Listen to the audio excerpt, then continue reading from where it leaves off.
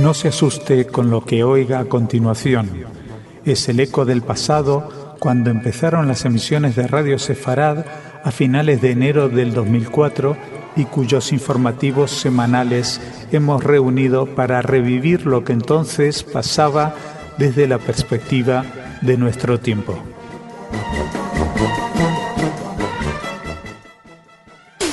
En Radio Sefarad, noticias.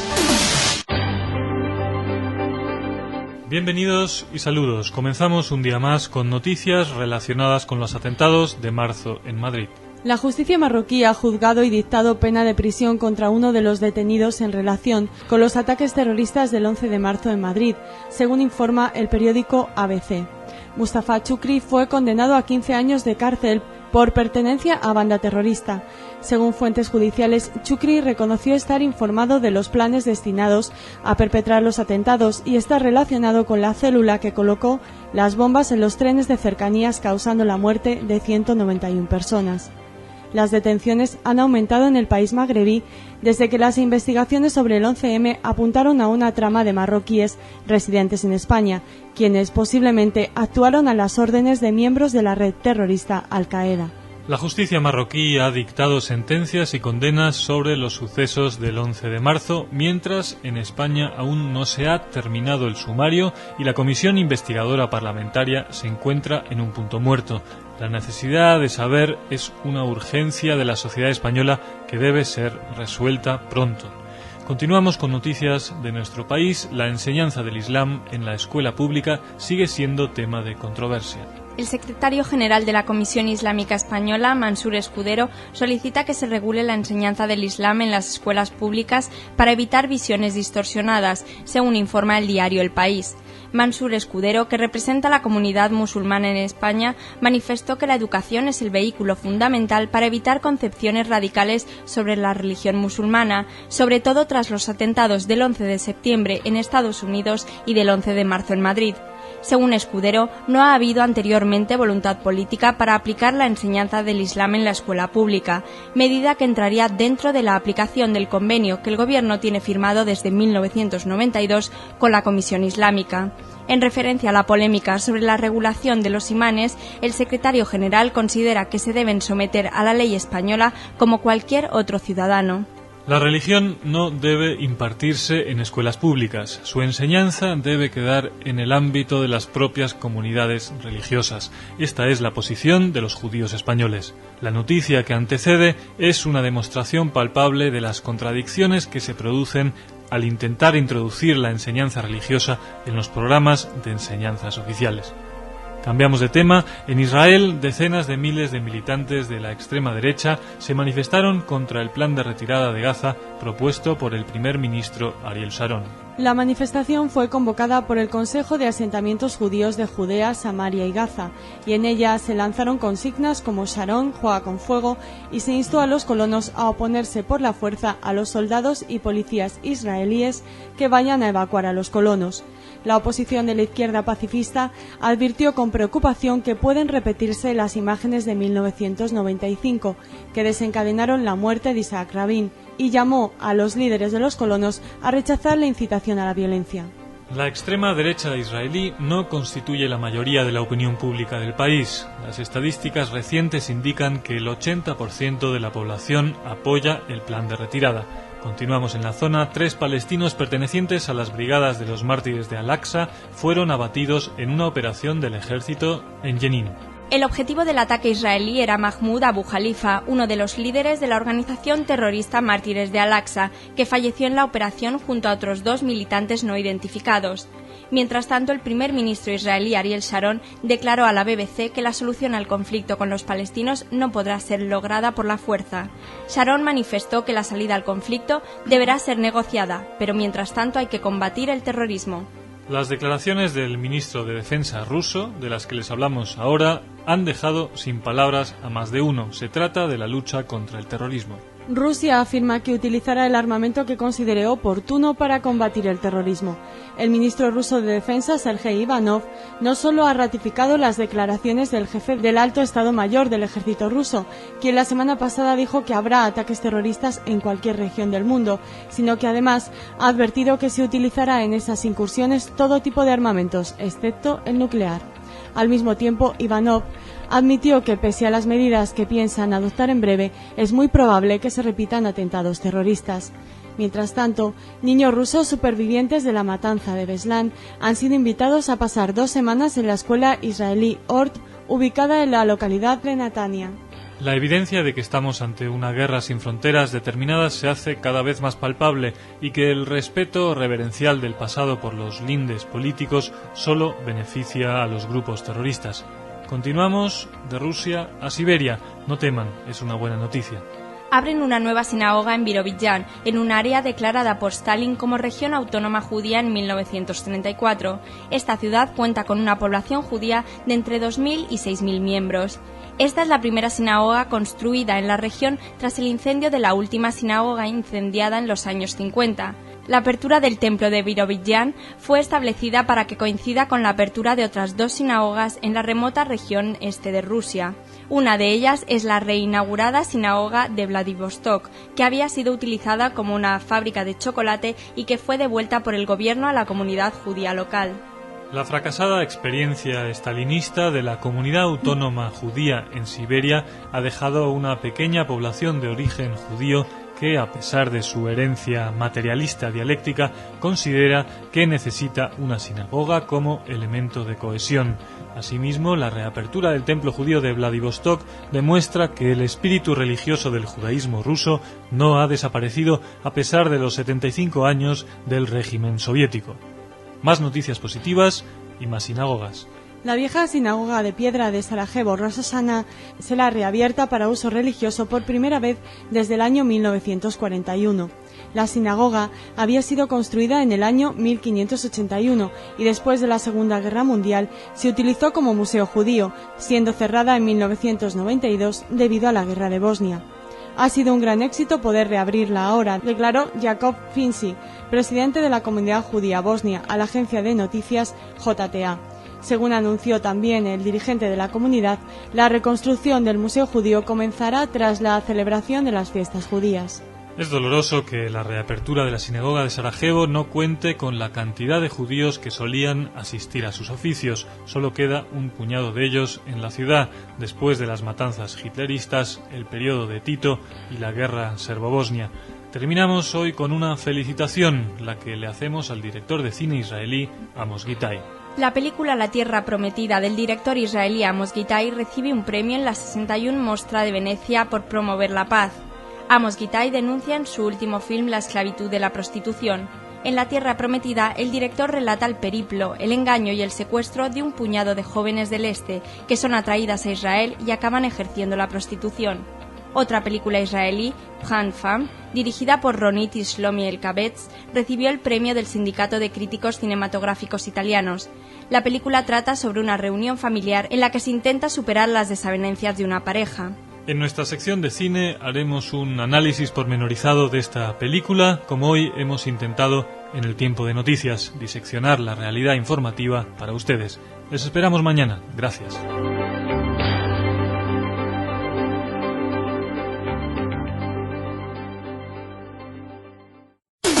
En Radio Sefarad, noticias. Bienvenidos a este espacio de información. Saludos. El martes tuvo lugar en Madrid un acto en conmemoración del 3er aniversario de los atentados de Nueva York y Washington.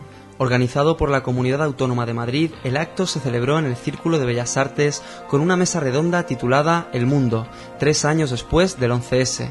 Intervinieron los periodistas Gabriel Albiach, Herman Tersch y Martín Prieto, y los escritores John Juaristi y Valentín Puig.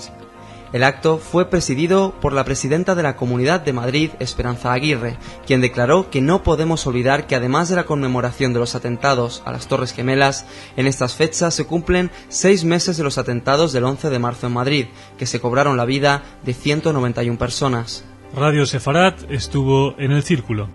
Estamos con Gabriel Avliak, catedrático de filosofía, escritor, ensayista. Me gustaría que nos contaras, Gabriel, cómo se ha transformado el mundo después del 11 de septiembre del 2001. Estamos ante un conflicto de carácter mundial, muy diferenciado respecto de las tres guerras mundiales anteriores, en la medida en que esta está caracterizada por un factor muy arcaizante de guerra de religión, pero en cualquier caso no reducible a un simple fenómeno terrorista, es una guerra. También conversamos con el periodista del diario El País, Hermann Tertsch. Vivimos en un mundo muchísimo más inseguro, vivimos en un mundo donde gran parte de la población de las sociedades desarrolladas todavía no se ha dado cuenta realmente los riesgos que corremos. Y estamos en un mundo que tiene un futuro absolutamente abierto, en el cual tanto la catástrofe como la esperanza está bien. Donde desde hace años se vive entre la catástrofe y la esperanza es en Israel. Continúan las tensiones sobre el plan de retirada de Gaza. El primer ministro Ariel Sharon declaró que no se llevará a cabo ningún plebiscito sobre el plan de desconexión, debido a que esta iniciativa retrasaría la aplicación del programa de evacuación, según una entrevista realizada por el periódico Yediot Aharonot. Sharon se refirió de este modo a la propuesta del ministro de Economía Benjamín Netanyahu de llevar a cabo un plebiscito sobre el plan de desconexión. El jefe del Partido Laborista, Shimon Peres, también se opuso a la propuesta. La finalidad de demorar la ejecución del plan de desconexión con las propuestas de referéndum realizadas por Netanyahu y la extrema derecha israelí no traerían buenas consecuencias para avanzar en el camino de la paz. Las estadísticas indican que el 80% de la población de Israel, lo veíamos ayer, están a favor del plan. El terrorismo vuelve a golpear, atentado suicida cerca de la ciudad palestina de Calquilia. Un terrorista suicida se hizo explotar a las 7:15 frente a un portón de acceso a campos agrícolas en el paso de Jabalá, según informa el periódico israelí Aurora. El portavoz del Maguen David Adom dijo que un soldado resultó con heridas de moderadas a graves y sufre de quemaduras, y 2 con heridas leves. Fueron trasladados al hospital Bellinson. De forma letal, el terrorismo islamista también quiere demorar la ejecución del plan de Sharon sobre Gaza. Les hablamos ahora de antisemitismo, también en Nueva Zelanda. Nuevos ataques vandálicos han tenido lugar la semana pasada en 2 cementerios judíos de Nueva Zelanda. En el cementerio de la pequeña ciudad de Bangani fueron halladas esvásticas rojas pintadas sobre una lápida judía que honra a 14 personas. En el cementerio Simons Street, situado en Auckland, la ciudad más grande del país, otras 4 lápidas fueron profanadas, acto que se suma a las 113 lápidas destruidas el mes pasado en el cementerio judío de Wellington. La reiteración de las acciones antisemitas en Nueva Zelanda, que comenzaron por ser llamativas por las características sociológicas del país, han derivado en hechos que llaman a una reflexión sobre el desarrollo de la judeofobia en países tan civilizados como este. En otro país muy civilizado y más cercano, Francia, se buscan formas de detectar el terrorismo islamista. Tras los atentados en España del 11 de marzo, el Ministerio del Interior de Francia ha decidido crear un grupo especial destinado a investigar el terrorismo dentro de la brigada criminal, la que se encarga de la delincuencia común. Su objetivo será detectar las fuentes que nutren económicamente la criminalidad organizada, principalmente a los grupos islamistas, pero también facilitar la detención de los sospechosos por posibles delitos financieros cuando sea imposible aportar pruebas relacionadas con su actividad terrorista. Los expertos han constatado que los islamistas no suelen adoptar normas elementales de seguridad financiera, como hacen las redes criminales comunes, y ese es su punto más vulnerable. Esperemos que los buenos propósitos de la policía francesa, como los de su gobierno, se concreten en hechos palpables y no se queden en propósitos. Seguimos con noticias de Francia, reunión entre representantes musulmanes y la comunidad judía de este país. La principal organización de la comunidad judía francesa, el Consejo Representativo de las Instituciones Judías de Francia, se ha reunido en un encuentro sin precedentes con la Unión de Organizaciones Islámicas Francesas. La repercusión mediática dada al encuentro entre estas dos organizaciones es un síntoma de una nueva política de acercamiento entre las dos comunidades, según informa la agencia de noticias JTA.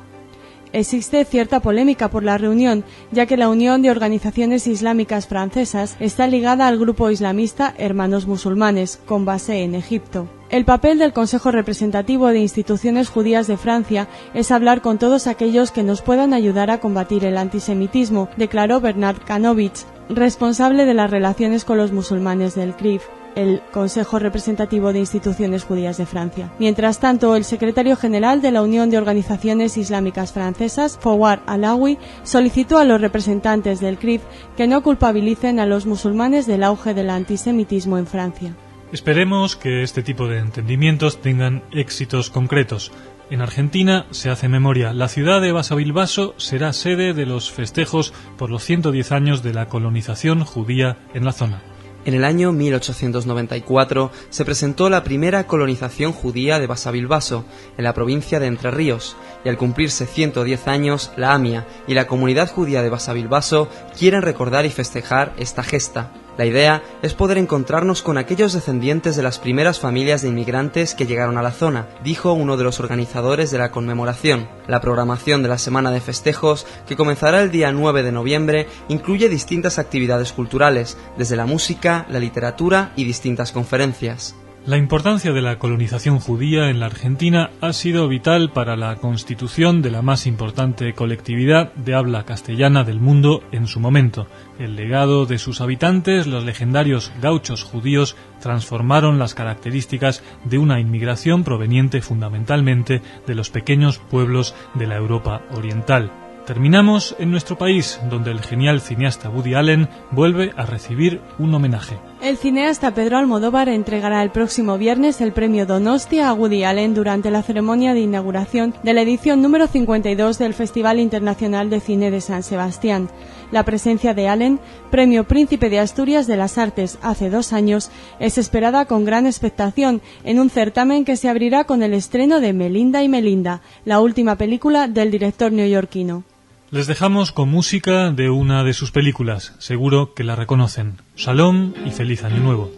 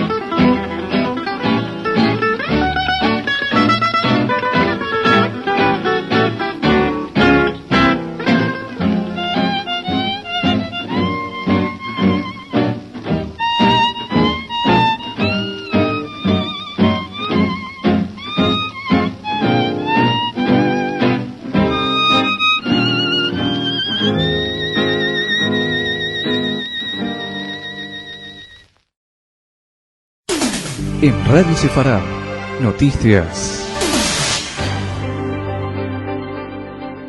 Bienvenidos a la síntesis de noticias que elaboramos en Radio Sefarad. Comenzamos en España. En nuestro país continúan los esfuerzos en la lucha contra el terrorismo islamista.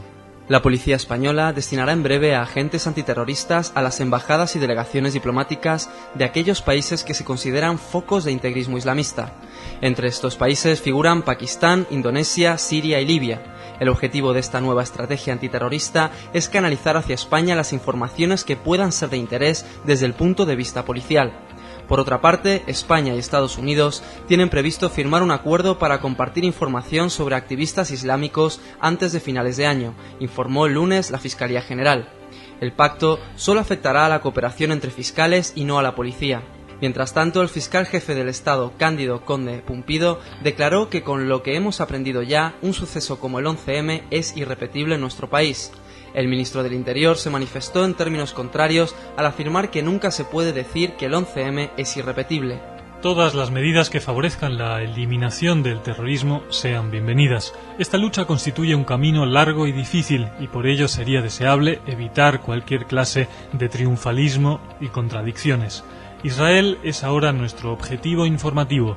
El ejército israelí abatió a un líder de Hamás en Gaza. Un misil israelí acaba con la vida del dirigente del brazo armado de Hamás, Issad al-Qassam, cuando circulaba en su automóvil por la ciudad de Gaza. Fuentes militares informaron que se trataba de un individuo que cumplía un papel central en el lanzamiento de misiles Qassam contra Israel. Seguimos en la región. William Burns, el enviado de Estados Unidos para Oriente Próximo, ha puntualizado la postura actual de su país en cuanto al conflicto. En una entrevista concedida a un diario saudita, Burns dijo que la Casa Blanca está impulsando al gobierno israelí para que lleve adelante el plan de desconexión, pero que el éxito del plan depende de una autoridad palestina fuerte que no apoya el terrorismo. En relación a la valla de seguridad, el enviado norteamericano expresó que ha demostrado prevenir el terrorismo y que todas las disputas en cuanto a la valla deben resolverse en negociaciones entre ambas partes. Hará falta un nuevo liderazgo comprometido con la democracia y la seguridad para afrontar los próximos retos, algunos tan decisivos como el anunciado plan de desconexión. Les hablamos ahora de otro reto, el que enfrenta la democracia alemana.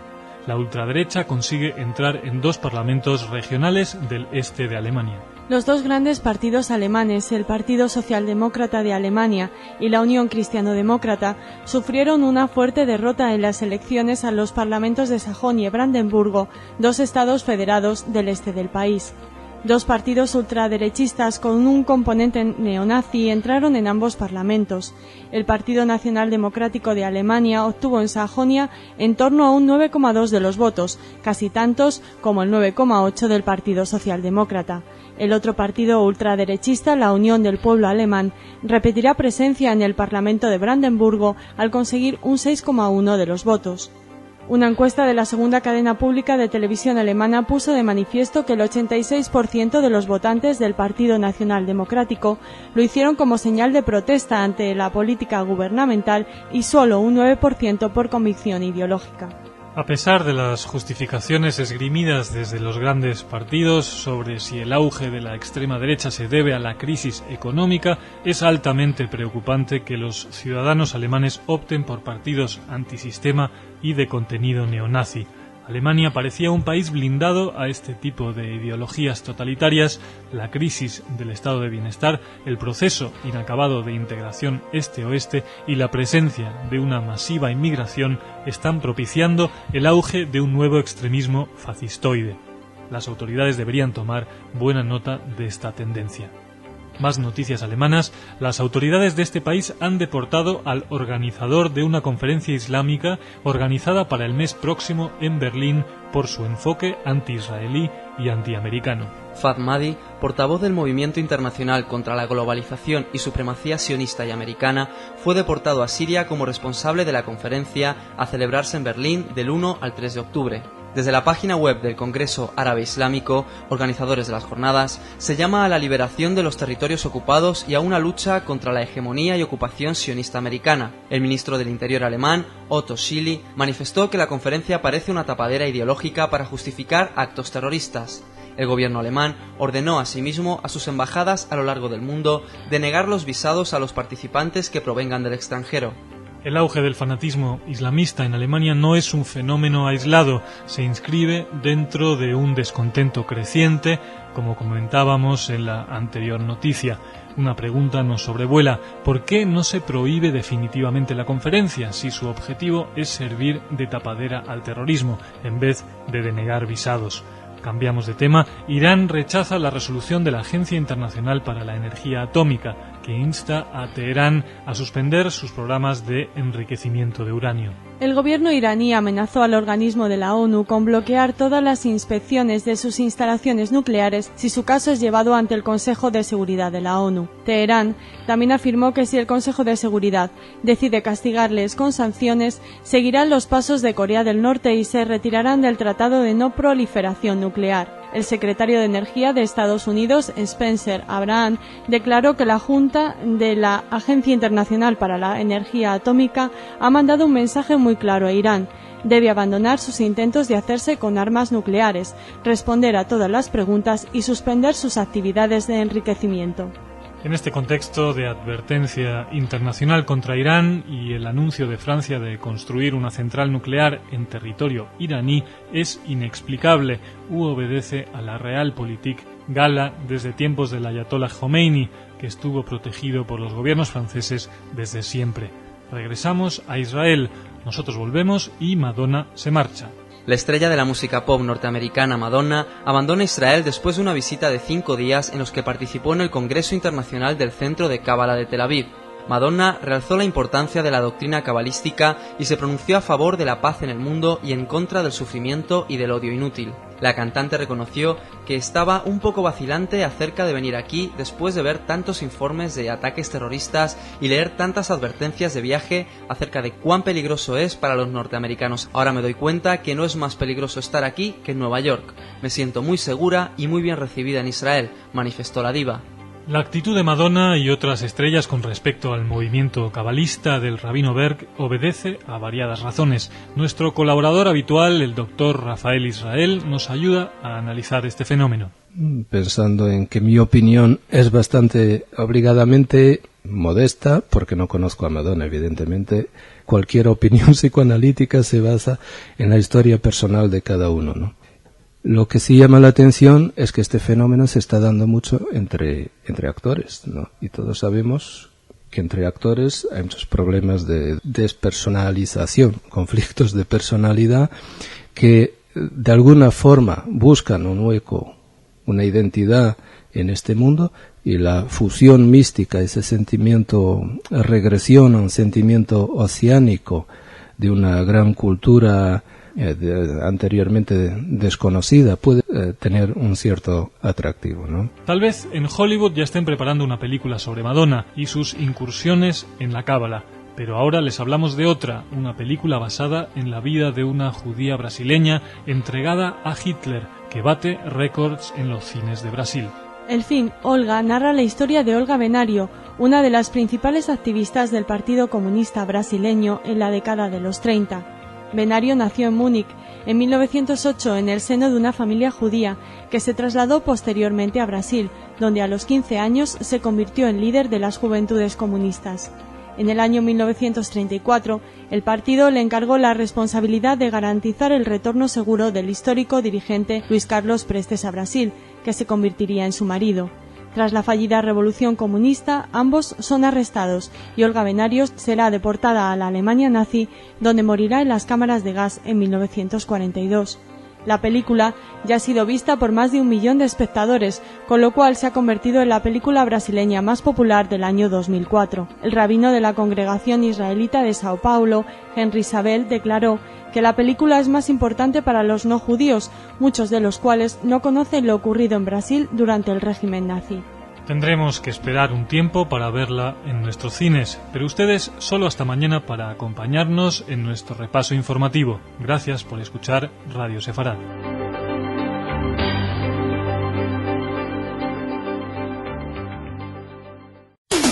En Radio Sefarad, noticias. Hola, bienvenidos. Nuestra primera noticia nos lleva a Nueva York, al lugar de las desaparecidas Torres Gemelas. El presidente español, José Luis Rodríguez Zapatero, afirma en la zona cero de Nueva York que el terrorismo se combate con la fuerza de la ley y la democracia. Zapatero realizó estas declaraciones tras una visita privada a la zona donde hace 3 años sucedieron los atentados terroristas contra las Torres Gemelas que dejaron un saldo de 3.000 muertos. Caminando por este lugar, declaró el presidente, me han venido a la cabeza las imágenes de lo que sucedió en Madrid el 11M, de todo lo que sufrimos los españoles, y por eso debo decir que comprendemos muy bien lo que sufrió el pueblo norteamericano. Quien también ha sufrido por el ataque del fanatismo, aunque de otro signo, son los musulmanes de la ciudad catalana de Reus. Se lo contamos. Un grupo de skinheads atacó nuevamente el pasado fin de semana la mezquita de Reus, en Cataluña. Los agresores realizaron pintadas de cruces esvásticas y otras bajo el lema de Fuera moros, además de romper varios cristales del centro de culto musulmán. El ataque xenófobo se produjo el pasado domingo 11 de septiembre, cuando se cumplían 3 años de los ataques terroristas de Nueva York y Washington. La Asamblea de Ciudadanos, Ciudadanas y entidades de Reus han denunciado que se trata de la segunda agresión contra la mezquita después de la sufrida en el mes de marzo.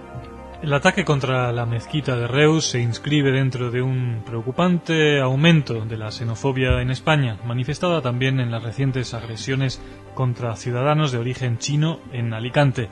El gobierno debería tomar medidas al respecto para evitar el auge de movimientos y partidos neonazis como ha sucedido en Alemania. Nuestra próxima noticia nos sitúa en Israel. Los sindicatos convocan una huelga general. Los sindicatos israelíes, encabezados por la Federación Sindical Histadrut, han lanzado una huelga general indefinida en protesta por el impago de sueldos a los funcionarios municipales desde hace varios meses. La huelga se traducirá en un paro generalizado en todas las oficinas de gobierno y en los ayuntamientos. Tampoco trabajarán los funcionarios de banca, aeropuertos, transporte ferroviario y marítimo, compañías eléctricas, de telefonía, hospitales estatales y una parte del sistema educativo. Entre otros trabajadores que acudirán a la movilización se encuentran los operarios de los consejos religiosos, lo que significa que no habrá entierros ni bodas en Israel mientras dure el paro. El gobierno israelí, encabezado por su ministro de Finanzas, Benjamín Netanyahu, ha respondido que antes de transferir la partida presupuestaria para el pago de los sueldos a los funcionarios, los municipios deberán aceptar un plan de reconversión para salir del déficit. A las dificultades y serios debates internos que tiene que asumir el gobierno Sharon por su adopción del plan de desconexión de Gaza, se suman ahora un panorama de crisis económica que asola el país desde hace ya unos años, agudizado en el caso de los empleados públicos. Volvemos al viejo continente y a su viejo problema, el antisemitismo. Las instituciones europeas le buscan ahora soluciones legales. La Comisión Europea contra el Racismo y la Intolerancia ha declarado que para combatir el auge del antisemitismo en Europa es necesaria una legislación más firme. Esta comisión, que forma parte del Consejo de Europa, ha solicitado a los 45 países que la integran que penalicen los actos de incitación pública a la violencia, odio y discriminación, así como los insultos públicos y la difamación contra grupos o personas. Además, se solicita la persecución de todo tipo de expresiones del antisemitismo. Entre las recomendaciones finales que realiza, se demanda a los países que incluyan este tipo de prácticas discriminatorias en los códigos penales de cada nación. Hacen falta más que palabras para combatir el racismo, la xenofobia y el antisemitismo. La Comisión Europea, que monitoriza la relación de los europeos con todas las formas de intolerancia, parece haberse rendido a esta constatación. Las condenas y las declaraciones contra la violencia fanática suelen caer en el vacío de las buenas intenciones y no aportan soluciones prácticas para defender a las víctimas. Les informamos ahora de una noticia de relevancia en el escenario internacional. Estados Unidos levanta el embargo que pesaba sobre Libia desde hace más de 18 años. El levantamiento de las sanciones comerciales, áreas y sobre bienes inmuebles se hará efectivo el próximo día jueves, según informa la agencia judía de noticias JTA. Las autoridades israelíes han manifestado su escepticismo acerca de las reformas emprendidas por Libia, país que ha estado dando soporte al terrorismo palestino. El presidente de los Estados Unidos premia con este levantamiento del embargo al régimen de Gaddafi por su decisión de permitir la entrada de inspectores a sus plantas nucleares y por el anuncio de Libia de renunciar a los programas de armas de destrucción masiva. El levantamiento de las sanciones a Libia forma parte de los intentos de la administración Bush de configurar un nuevo mapa para Oriente Próximo que comenzó con la invasión de Afganistán y la intervención en Irak. No estaría de más que Gaddafi y otros líderes de su perfil emprendan una radical transformación de sus regímenes y no se quede todo en fotos para la galería con líderes occidentales. Quien no está para fotos es Alemania. Aquí están inquietos por la imagen internacional del país tras el ascenso de la ultraderecha. Preocupación, pero no alarma, en Alemania ante la entrada de los dos partidos de extrema derecha, Partido Nacional Democrático y Partido de la Unión del Pueblo, en los parlamentos regionales de los estados federados de Sajonia y Brandenburgo. Los políticos alemanes se mostraron consternados ante el avance significativo de los neonazis en las elecciones celebradas el pasado domingo, pero han querido transmitir un mensaje de calma hacia la opinión pública. No hay ningún motivo para el pánico, declaró el presidente federal Horst Köhler. Por otra parte, tanto la prensa alemana como los empresarios manifestaron su preocupación por la imagen en el extranjero de Alemania. Recientemente, el gobierno de Berlín tuvo que encargar a una agencia de publicidad una campaña para mejorar su imagen en el Reino Unido y evitar que muchos británicos tengan una imagen distorsionada de Alemania y la relacionen con el Tercer Reich. El escritor alemán de origen judío, Ralph Giordano, declaró que después de Auschwitz no hay ni para los jóvenes ni para los viejos ninguna disculpa para votar a estos partidos. No basta aducir, como hacen los políticos alemanes, que la única causa del auge de la extrema derecha es la crisis económica que vive el país. La clase política y la sociedad alemana debería emprender una reflexión más profunda sobre los orígenes de la escalada del neonazismo. Películas de gran éxito como El hundimiento, que retrata los últimos días de Hitler, pueden ser un buen camino para educar a las futuras generaciones sobre el horror del Tercer Reich. Cambiamos de tema. La escritora y periodista estadounidense Barbara Probst Salomon obtiene el premio Antonio de Sancha, que concede anualmente la Asociación de Editores de Madrid. El galardón a la escritora reconoce su apoyo a la cultura escrita en español y a su permanente labor de puente cultural entre Estados Unidos y España. Barbara Probst Salomon recibió la noticia con gran satisfacción. España me ha dado mucho, ha hecho mi vida mucho más interesante. Nacida en Nueva York en 1929, viajó a Europa después de la Segunda Guerra Mundial para conocer la realidad de la posguerra y estudiar en París, donde conoció a intelectuales españoles exiliados. En 1948, cuando tenía 18 años, colaboró junto a Francisco Bennett y Bárbara Mailer en la fuga de los jóvenes antifranquistas Nicolás Sánchez Albornoz y Manuel Lamana, de la prisión española de Cuelgamuros, que dio origen a su documental When the War is Over. La escritora estadounidense relató también que sus primeros artículos los escribió en la revista española Península, donde explicaba la cultura americana a los españoles. Justo reconocimiento a una escritora muy ligada con la cultura y la sociedad española. Intelectual valiente y comprometida con la cultura judía, no dudó en criticar públicamente a José Saramago por su polémica equiparación entre Ramallah y Auschwitz. A muchos intelectuales de izquierda les vendría muy bien seguir el ejemplo de independencia y rigor crítico de Barbara Probst Salomon. Continuamos con buenas noticias. Nace una nueva radio por Internet con la misión de contribuir a la paz entre palestinos e israelíes. La emisora llamada Kol HaShalom, la voz de la paz, es una iniciativa de palestinos e israelíes que buscan superar el enfrentamiento que asola a ambos pueblos. La radio transmitirá entrevistas, noticias, programas de cultura e intervenciones de oyentes de ambos lados que no tienen espacio en otros medios de comunicación. Kol HaShalom se emitirá en 3 idiomas, hebreo, árabe e inglés. Su director israelí, Simon Malka, declaró que la radio creará un lugar alternativo para el diálogo de gente de los dos pueblos y tiene como esperanza propiciar el fin de los enfrentamientos entre palestinos e israelíes. El objetivo de la radio, que comenzó a emitir por Internet, es hacerlo en abierto próximamente.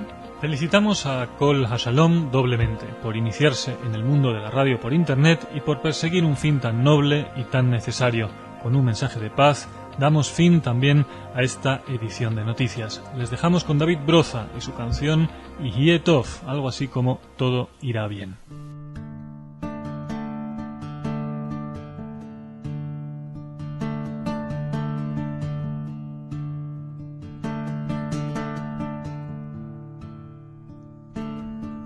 אני מביט מהחלום וזה עושה לי די עצוב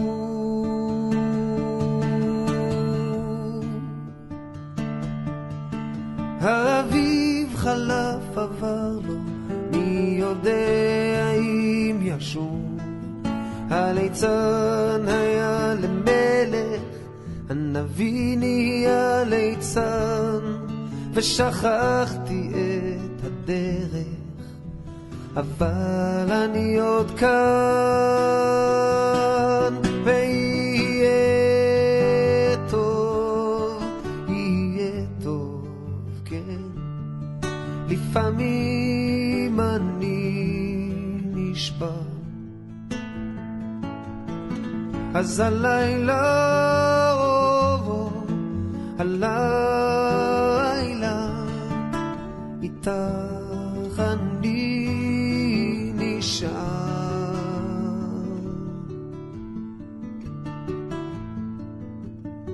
ילדים לובשים כנפיים ועפים אל הצבא, ואחרי שנתיים הם חוזרים ללא תשובה. אנשים חיים במתח, מחפשים סיבה לנשום, ובין שנאה לרצח מדברים על השלום. ויהיה טוב, יהיה טוב, כן. לפעמים אני נשבע, אז הלילה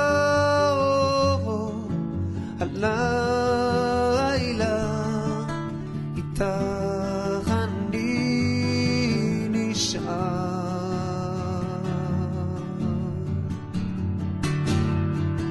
כן, שם למעלה בשמיים עננים לומדים לעוף, ואני מביט למעלה ורואה מטוס חטוף. ממשלה של גנרלים מחלקת את הנוף לשלהם ולשלנו. מתי נראה בסוף?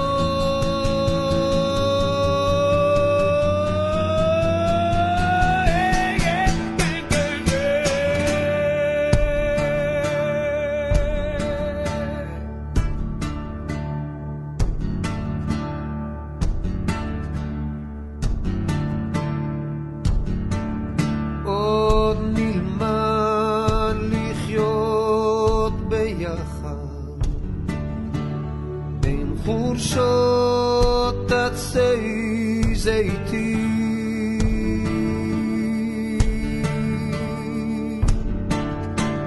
ילדים יחיו בלי פחד, בלי גבולות, בלי מקלטים.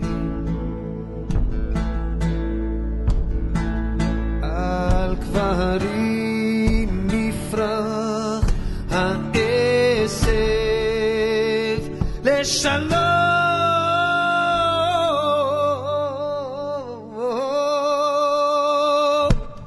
ואהבה 100 שנים של חרב, ועוד לא עבדה התקווה.